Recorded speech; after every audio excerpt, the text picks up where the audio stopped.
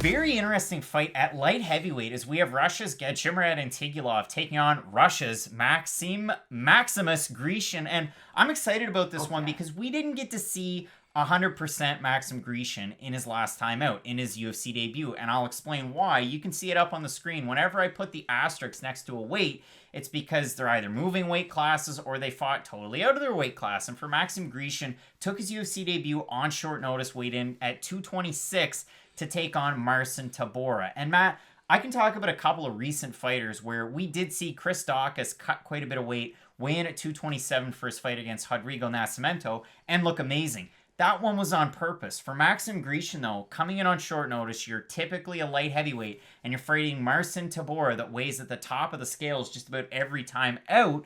It's tough to game plan for a guy like that. And now we saw Maxim Grishin on the regional scene, and I say regional scene, but all the way up through in Russia, but as well with the PFL, where he had a ton of success with his striking. You saw it against Jordan Johnson, who's as credentialed a wrestler as you're going to get at 185 and 205.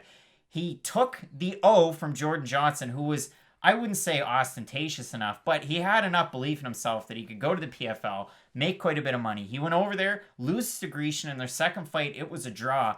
Max Grishin, what we've seen so far from him is the fact that distance striking, he's very, very good at it. Throws a nice leg kick, and he's the type of guy that we talk about leg kicks, but they're not all created equal. He can target your calf, he can target your knee, he can target your thigh. He does a very good job of that. I really like the striking out of Maxim Grishin. It was one of the things I remember highlighting in the Tybura preview. For Gadzhimurad Antigulov, this guy so far in his UFC career, the average fight time is 2 minutes and 9 seconds. He's either finishing you or getting finished, and in his last 3 fights, he has been finished, and he hasn't looked good whatsoever. Now, we talk about the level of competition. We're talking Ion Kutateladze gets finished, Michael Oleksiejczuk, and then Paul Craig. And Matt, that Paul Craig was a bad fight. Now, the division, you can say it's getting more and more stacked. It's tough to say it in a fight like this because Antigulov, unranked, 33 years old, Grishin, 36. If you're going to climb the ladder, here's your chance. Paul Craig, at this juncture, is rated 15th in the division. That's bad. Yeah, that's not good at all, really. So, Antigulov was kind of an interesting case, because when you do go back those 2 years and 3 months ago, he was a ranked light heavyweight, I should say. And not that there was a lot of hype behind him, because he was kind of one of those guys who, one week you check the rankings, he was number 50, and the next week you check the rankings, it'd be someone else. But he did have a number next to his name for at least some point in time. And that Kutateladze fight, it felt like a crossroads fight, especially looking back at it now, because Kutateladze came in dressed like Bret Hart. He had the music. He was going out in Calgary. He was going to do it.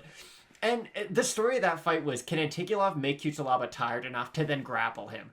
And that fight took such a 180 because Kutateladze somehow just defended enough takedowns to make Antigulov tired, and then he TKO'd him. No big deal. You got knocked out by the Hulk. That's going to happen. So then you fight Oleksiejczuk.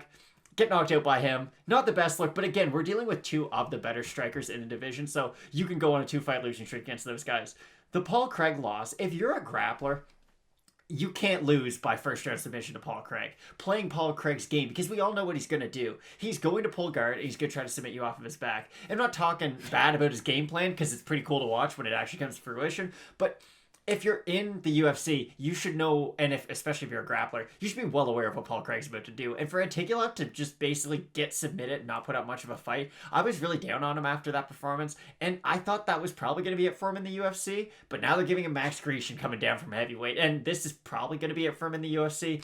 Grishin's a massive favorite, and justifiably so. And I don't even think it's because Maxim Grishin's looked amazing in the UFC. I think it's more that Antigulov's looked...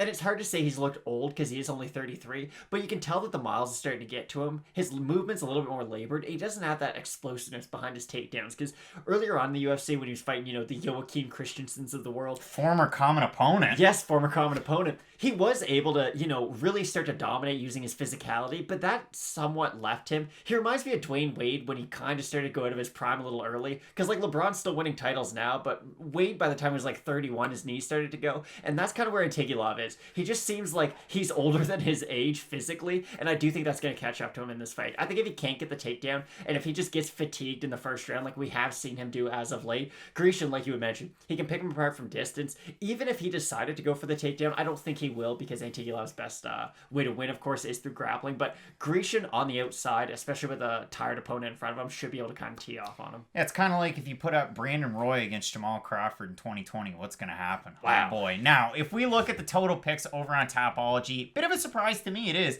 Out of 675 total votes, 85% going with Grishin and 71% saying he's going to win by knockout. If you look at the odds, now, Matt, you alluded to this. Grishin opened a minus 200 favorite. He's now minus 383 average over on best fight odds. Antigulov opened plus 170. He's now a plus 295.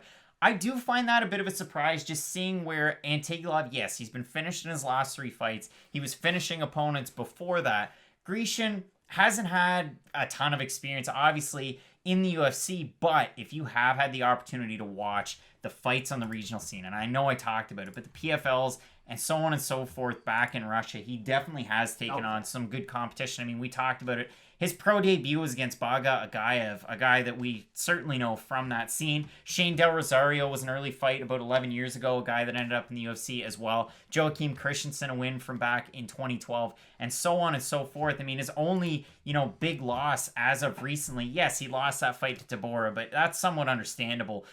He did get finished by Magomed Ankalaev with Akhmat Fight Show back in 2016. But again, we've seen what Ankalaev can do in the UFC. So for me to say... We've seen what Paul Craig can do to Ankalaev in the UFC. If Maxim Grishin can, withstand the takedowns from Marcin Tabora, at least kind of keep him at bay somewhat. I know that fight wasn't overly competitive. One of the judges scored at 30-26 for Tabora. But still, we've seen what Grishin could do against Jordan Johnson, Rakeem Cleveland, so on and so forth.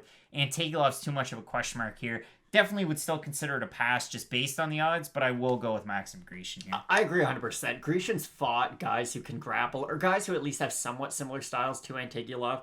And the only issue is Antigulov's cardio probably isn't as good as those other guys. So I think if you can get past sort of that, 2 minute and 9 second threshold of Antigulov, then it should be smooth sailing for Grishin as the fight goes on. Matt, both of us going with Maxim Grishin in his second time out. You're not going to want to miss the rest of our full card previews, including an extended look at our main event between the Korean Zombie and Brian Ortega, T-City. So keep it locked in with Fight Night Picks, Matt, as we always say. Let's get into it.